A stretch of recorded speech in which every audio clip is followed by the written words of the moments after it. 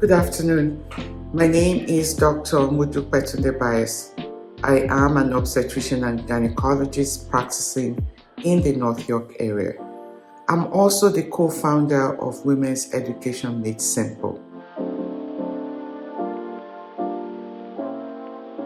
Our topic today is on early pregnancy loss. It's a common scenario that affects 1 in 4 people who identify as women. This is a cause of emotional and psychological distress for those individuals who are affected.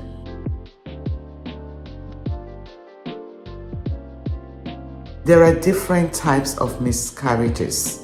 It could be complete, incomplete, missed, and sometimes it could be pregnancy outside of your uterus called ectopic pregnancy.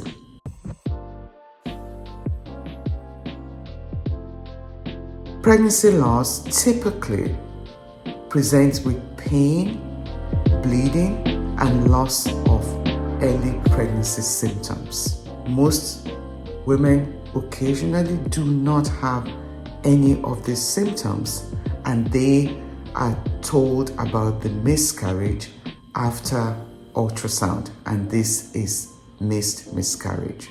It is a devastating feeling when one is confronted with a miscarriage.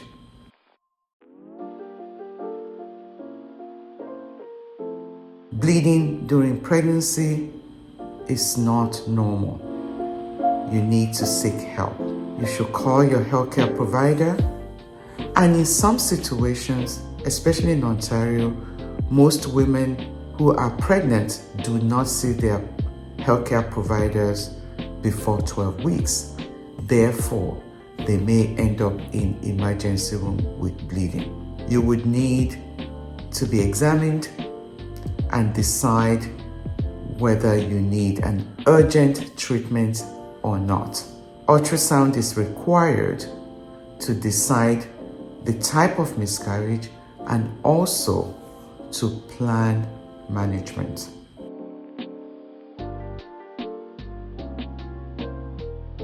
Pregnancy loss can be dealt with expectantly by medication or through operation.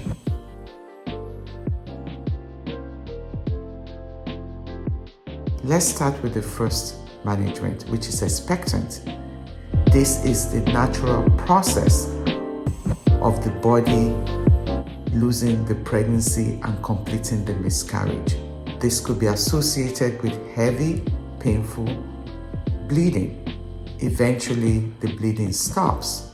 If the bleeding doesn't stop and you're soaking more than one pad an hour for 4 hours, you need to go to your nearest emergency room.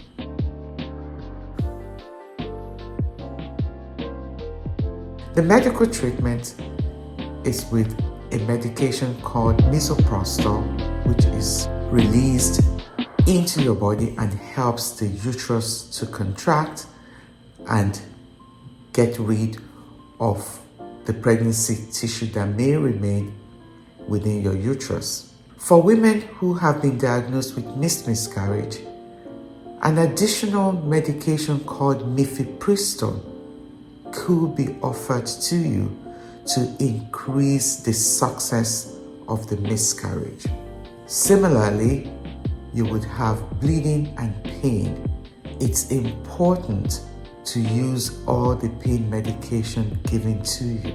If the bleeding is more than one pad an hour and it's soaked, you need to seek help in the nearest emergency room. If you have chosen medical treatment, you would need a follow-up ultrasound. In a scenario, maybe you have an early pregnancy clinic close to you or with your primary health provider.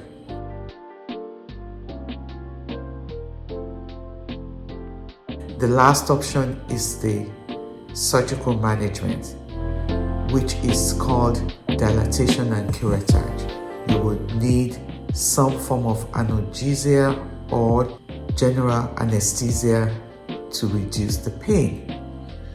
The operation takes about 10 to 15 minutes and it ensures that the uterus is completely emptied. There may be some complications associated with this kind of management, but by and large, it's still a safe option.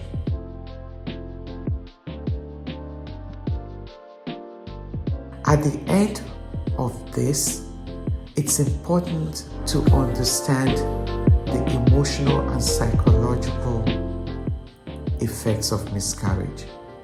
This should not be normalized. You may need help, and there are many resources available to you to be able to seek additional help.